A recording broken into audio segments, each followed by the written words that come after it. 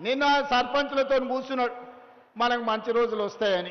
ఇద్దరు సర్పంచ్లను పిలుచుకున్నాడు, 4 వార్డు మెంబర్లను పిలుచుకున్నాడు. నిజంగానే ఆయన పరిస్థితి చూస్తే దీనావస్థ. పాపం ఒకప్పుడు బాగానే బతికినోడు.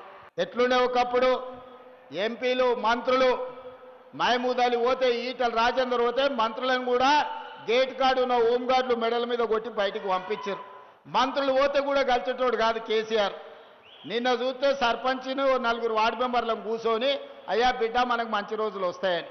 ఆయనను చూస్తే నాకు సామెత గుర్తొచ్చింది, మూలుగుడేమో మున్పటోలేనేమో మందేమో ఎప్పటోలేనే అని.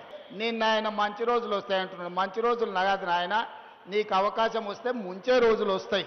నువ్వు, నీ కొడుకు, నీ అల్లుడు, నీ బిడ్డ కలిసి 4 దిక్కుల 4 కోట్ల తెలంగాణ ప్రజల్ని మీరు 4 కలిసి పీక్క తిని ఈరోజు తెలంగాణను అప్పుల పాలు చేసి 8 లక్షల కోట్ల రూపాయల అప్పుల పాలు చేసినా ఇంకా మీ ఆశ సావలేదు, మీ ఆకలి తీరలేదంటే ఇక దేవుడు ఒక్కడే మీ శిక్షించేటోడు. ప్రజలు శిక్షించారు.